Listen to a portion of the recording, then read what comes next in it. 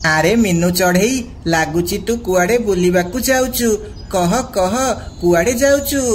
ରାନୀ ଭଉଣୀ, ଶ୍ରାବଣ ମାସ ଚାଲିଛି, ମୁଁ ସେଥିପାଇଁ ବୋଲବମରେ ଯାଉଛି। କଣ, ତୁ କଟକ ମହାନଦୀରୁ ପାଣି ଭାର ନେଇକି ଆସିପାରିବୁ? ହଁ କାଳୁ ଭାଇ, ମୁଁ କରିପାରିବି। ଭୋଳା ବାବା ଆମ ସହ ଅଛନ୍ତି, ମୁଁ ପାଣି ଭାର ଆଣିପାରିବି। ଦେଖ, ମୋ ଝିଅ ଗୁଡି ବି ମୋ ସହ ଯାଉଛି। ଆଚ୍ଛା, ତୁ ଏମିତି କେତେ ପାଣି ଆଣିପାରିବୁ? ଗୋଟେ ବାଲିଟି, ନା ଗୋଟେ ଗରା, ନା ଗୋଟେ ଢାଳ? ତୁ ତ ବହୁତ କମଜୋର, ତୁ ଗୋଟେ ଠୋପା ପାଣି ବି ଆଣିପାରିବୁନି। ରାନୀ ଭଉଣୀ, ତମେ ମୋର ମଜାକ ଉଡଉଛ। ମୁଁ ଯେତିକି ପାଣି ଆଣିଲେ ବି ଭଗବାନ ମୋ ଉପରେ ଖୁସି ହେବେ। ଗୁଡି ଚାଲେ, ଆମେ ଯିବା, ଆମର ଡେରି ହେଲାଣି। ଏହା କହି ସେ ମା ଝିଅ ଆଗକୁ ଯିବାକୁ ଲାଗନ୍ତି। କାଳୁ ଆଉ ରାନୀ ବି ନିଜ ଘରକୁ ଚାଲିଯାଆନ୍ତି। କାଳୁ, ତମକୁ ଟିକେ ଲାଜ ଲାଗୁନି? ସେ ଦୁର୍ବଳ ଚଢ଼େଇ ବୋଲବମ୍ ଯାତ୍ରାରେ ଯାଉଛି, ଆଉ ଆମେ ଏଠି ଘରେ ବସିଛେ। ଆରେ ରାନୀ, ତୁ କହିବାକୁ କଣ ଚାହୁଁଛୁ? କାଳୁ, ମୁଁ ବି ବୋଲବମ୍ ଯିବି, ଚାଲ, ତମେ ବି ମୋ ସହ ଚାଲ। ତୋର ଯଦି ଯିବାର ଥିଲା, ତୁ ସେ ମିନୁ ସହ ଗଲୁନି ହେରି, ମତେ କାହିଁ ଡାକୁଛୁ? ମୁଁ ପରିଶ୍ରମ କରିକି ପାଣି ଭାର ବୁହାଇବି, ଆଉ ତମେ ଏଠି ଆରାମସେ ବସିବ। ନା ନା, ତମେ ବି ମୋ ସହ ଚାଲ। ଏହା କହି ସେମାନେ ଦୁଇ ଜଣ ବି ପାଣି ଭାର ଆଣିବାକୁ ଚାଲିଯାଆନ୍ତି। ବାଟରେ ତାଙ୍କର ମିଟୁ ଶୁଆ ଦେଖା ହୁଏ। ଆରେ କାଳୁ, ରାନୀ, ତମେ ବି କଣ ବୋଲବମରେ ଯାଉଛ? ହଁ, ଆମେ ଯାଉଛୁ। ଆଉ ତମେ ବି କଣ ଯାଉଛ? ହଁ, ମୁଁ ଆଉ ମୋ ସ୍ତ୍ରୀ ଯାଉଛୁ। ଚାଲ, ଆମେ ସମସ୍ତେ ମିଶିକି ଯିବା। ମିନୁ ଚଢ଼େଇ ତ ବହୁତ ଆଗକୁ ଗଲାଣି ହେରି। ଆମେ ଯଦି ଯାଉଛେ, ତାହେଲେ ସେ ପୋଚା ବଣ୍ଟିକୁ ବି ନେଇକି ଯିବା। ସେ ଏଠି ରହିକି କଣ କରିବ? ହଉ, ତମେ ଏଇଠି ବସିଥା, ମୁଁ ଯାଉଛି ବଣ୍ଟିକୁ ଡାକିକି ଆଣିବି। ଏହା କହି ମିଟୁ ଜୋରେ ଦୌଡ଼ିକି ବଣ୍ଟି ଘରକୁ ଯିବାକୁ ଲାଗେ, ଆଉ ବଣ୍ଟିକୁ ଯାଇ ସବୁ କଥା କୁହେ। ମିଟୁ ଭାଇ, ମୋର ବି ବହୁତ ଇଚ୍ଛା ବୋଲବମ୍ ଯିବା ପାଇଁ, ହେଲେ ମୁଁ କେମିତି ଯିବି? ମୋ ପୁଅର ଦେହ ଖରାପ ଅଛି। ବଣ୍ଟି, ତମର ଯଦି ଇଚ୍ଛା ଅଛି ଯାଅ, ଟିକିକୁ ଟିକେ ବାସ୍ ଜ୍ୱର ହେଇଛି, ସେ ମେଡିସିନ ଖାଇଲେ ଠିକ ହେଇଯିବ। ବଣ୍ଟି, ଭୋଳା ବାବା ସବୁ ଠିକ କରିଦେବେ। ଏବେ ଚାଲେ, ଜଲ୍ଦି ଯିବା। ତାପରେ ବଣ୍ଟି ମିଟୁ ସହ ଯିବାକୁ ଲାଗେ। ତାପରେ ସେମାନେ ସମସ୍ତେ ମିଶି ଯିବାକୁ ଲାଗନ୍ତି। ମା ଦେଖ, ଆମ ଜଙ୍ଗଲର ପକ୍ଷୀମାନେ ବି ଆସୁଛନ୍ତି। କାଳୁ ଅଙ୍କଲ, ରାନୀ ଆଣ୍ଟି, ଆଉ ବଣ୍ଟି ଅଙ୍କଲ, ମିଟୁ ଅଙ୍କଲ ବି ଆସୁଛନ୍ତି। ହଉ ତାହେଲେ ସେମାନେ ଆସନ୍ତୁ, ଆମେ ସମସ୍ତେ ମିଶିକି ଯିବା।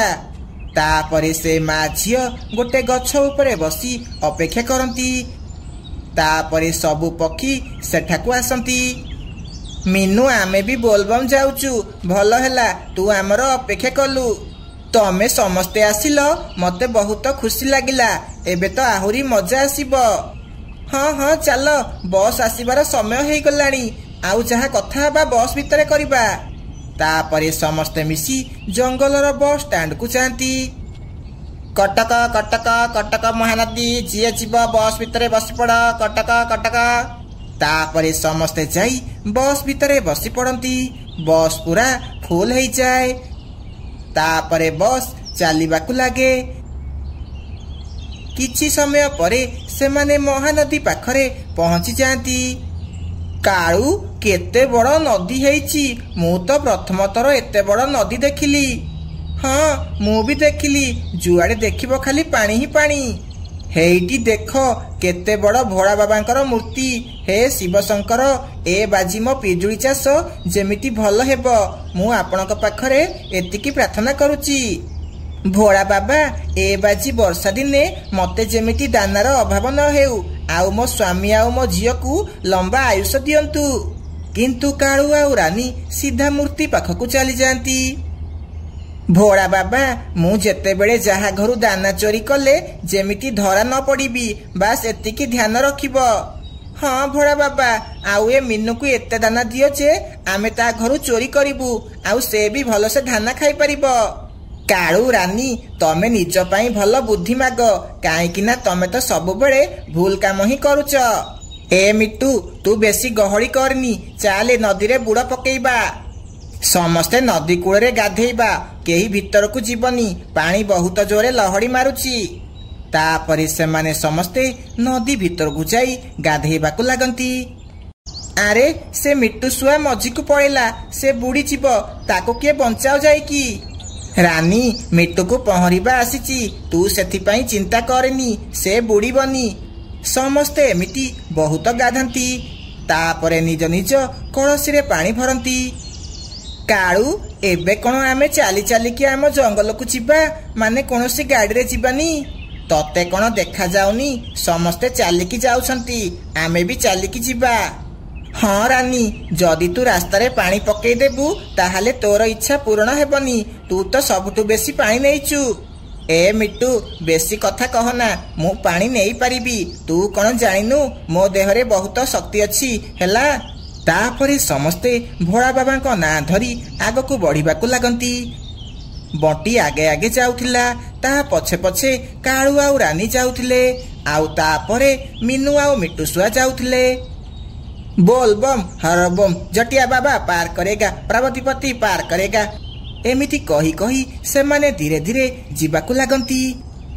सांग माने आजी पाई एतिकी, आजी आमे एठी विश्राम करिबा, तापरे काली पुणी थरे यात्रा आरंभ करिबा। हेइटी देख सेठी भोग रंधा हेउची, चालो सेठी खाइबा। तापरे से माने समस्ते खाइबा आनती, आउ पेट भरिकी खाइबाकू लागंती। ता परदिन सकाळू से माने पुणी थरे जीवाकू लागंती, किंतु बाटरे वर्षा हेबा आरंभ हो जाए। चालो सांग माने वर्षा आसलानी, कोठी आश्रय नेबा। अरे टिके टिके वर्षा होउची, एथिरे किछि भी हेबनी, चालो आमे एमिति धीरे धीरे गले जंगल रे पहुंची जिबा।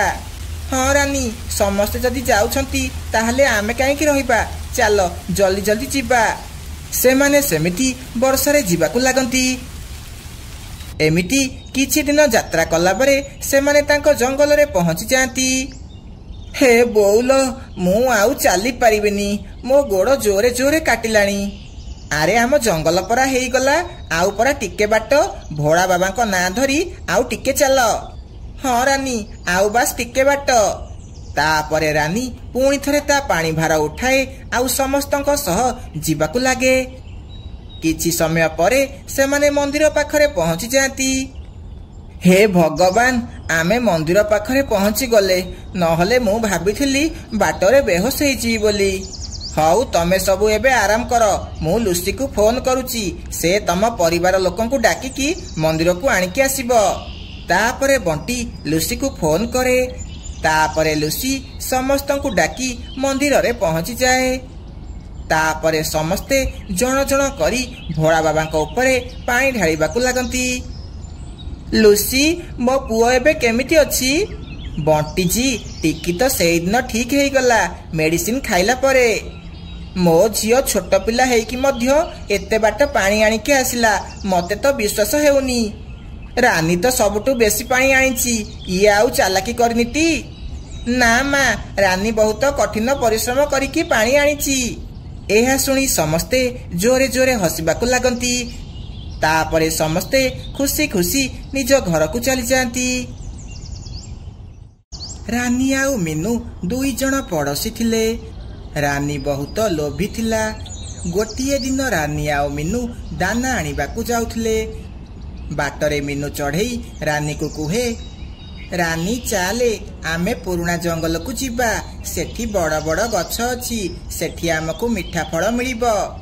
नाई मीनू, चाले आमे पूर्वपट जंगल को जीवा। नाई रानी, मोर काई मन कहूची आमको पुराना जंगल रु किछि भल जिनिस मिलिबो।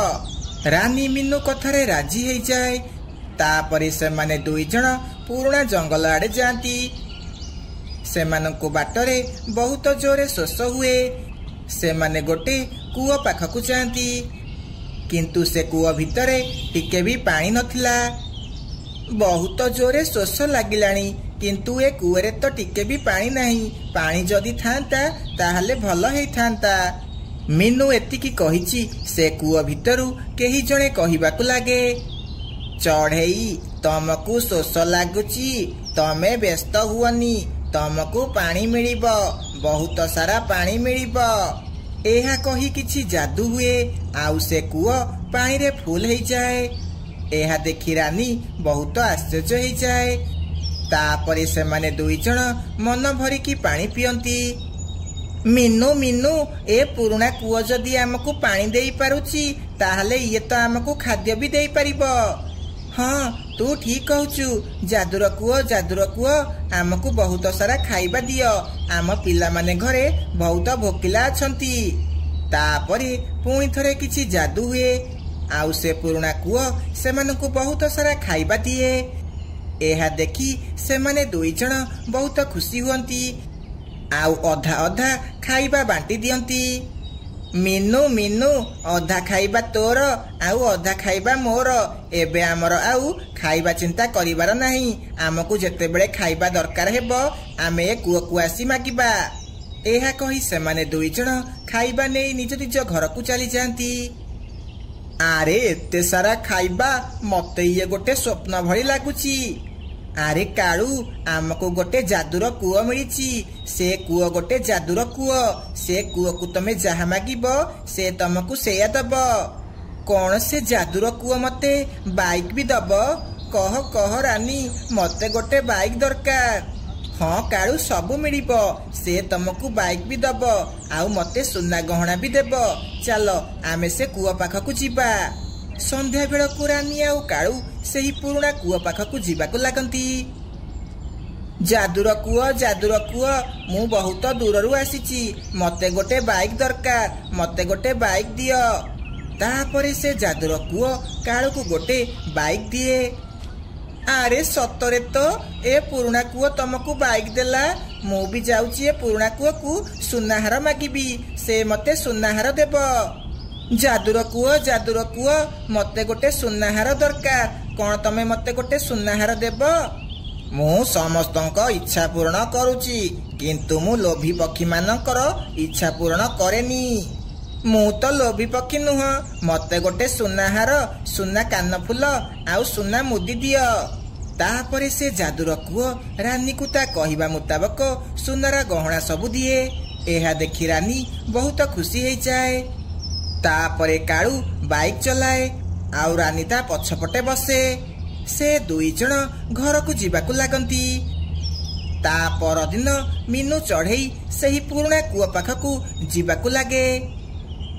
ଯାଦୁର କୂଅ, ମତେ କିଛି ମିଠା ଫଳ ଦିଅ। ମୁଁ ଏ ଫଳ ଗରିବ ପକ୍ଷୀମାନଙ୍କୁ ଦେଇ ସାହାଯ୍ୟ କରିବି। ମୁଁ ସତ କହୁଛି। ମୁଁ ଜାଣିଛି ତୁ ବହୁତ ଦୟାଳୁ ବୋଲି। ମୁଁ ଜାଣିଛି କିଏ ଲୋଭୀ ଆଉ କିଏ ଦୟାଳୁ। ମୁଁ ତତେ ବହୁତ ସାରା ଫଳ ଦେବି। ତାପରେ ସେ ଯାଦୁର କୂଅ ମିନୁକୁ ବହୁତ ସାରା ଫଳ ବାସ୍କେଟ ଭିତରେ ଭରିକି ଦେଇଦିଏ। ତମେ ସେ ଯାଦୁର କୂଅଠୁ ଚାହିଁଥିଲେ ନୂଆ କାର ନେଇ ପାରିଥାନ୍ତ, ତାହେଲେ ତମେ ବାଇକ୍ କାହିଁକି ମାଗିଲ? ଆରେ ମତେ ଲାଗିଲା ସେ ଯାଦୁର କୂଅ ଆମକୁ ବାଇକ୍ ଦେବନି ବୋଲି, କିନ୍ତୁ ଆମେ ପୁଣି ଥରେ ଯିବା ଆଉ ସେ ଯାଦୁର କୂଅକୁ ନୂଆ କାର ମାଗିବା। ତାପରେ ସେମାନେ ତାଙ୍କ ବାଇକ୍ରେ ବସି ସେହି କୂଅ ପାଖକୁ ଯିବାକୁ ଲାଗନ୍ତି। କିଛି ସମୟ ପରେ ସେମାନେ ସେହି କୂଅ ପାଖରେ ପହଞ୍ଚି ଯାଆନ୍ତି। ଆରେ କାଳୁ ଆଉ ରାନୀ, ତମେ ପୁଣି ଥରେ ଏଠାକୁ କଣ ପାଇଁ ଆସିଛ? ତମେ ପୁଣି କଣ ନେବ? ଆମେ କାର ନେବାକୁ ଆସିଥିଲୁ ସେତେବେଳେ, କିନ୍ତୁ ଭୁଲରେ ବାଇକ୍ ନେଇକି ଚାଲିଗଲୁ। ଆଚ୍ଛା, ତମେ ତାହେଲେ କାର ନେବ? ହଁ ଯାଦୁର କୂଅ, ଆମେ କାର ନେବୁ। ତାପରେ ଆମେ ଜଙ୍ଗଲର ସବୁଠୁ ଧନୀ ପକ୍ଷୀ ହେଇଯିବୁ। ଏହା ଶୁଣି ଯାଦୁର କୂଅ ବହୁତ ରାଗିଯାଏ ଆଉ କାଳୁର ବାଇକ୍କୁ ଗାୟବ କରିଦିଏ। ଯିଏ କରିବ ଲୋଭ ତାକୁ ମିଳିବ ଦଣ୍ଡ। ଇଏ ତମେ କଣ କଲ? ଆମ ବାଇକ୍କୁ ଗାୟବ କାହିଁକି କରିଦେଲ? ଆମକୁ ଆମ ବାଇକ୍ ଦେଇଦିଅ। ଭଲରେ କହୁଛି, ଏଠୁ ପଳା, ନହେଲେ ତମ ଦୁଇ ଜଣକୁ ବହୁତ ମାଡ଼ ହେବ। ଏହା ଶୁଣି କାଳୁ ଆଉ ରାନୀ ଜୀବନ ବିକଳରେ ସେଠାରୁ ଦୌଡ଼ିକି ପଳାନ୍ତି। ଏମିତି କାଳୁ ଆଉ ରାନୀକୁ ତାଙ୍କ ଲୋଭ କରିବାର ଫଳ ମିଳିଯାଏ। ସାଙ୍ଗମାନେ, ଆପଣଙ୍କୁ ଯଦି ଆମ କାହାଣୀ ଭଲ ଲାଗିଲା ତାହେଲେ ଗୋଟେ ଲାଇକ୍ କରନ୍ତୁ ଆଉ ନିଜ ସାଙ୍ଗମାନଙ୍କ ସହିତ ସେୟାର କରନ୍ତୁ। ଧନ୍ୟବାଦ।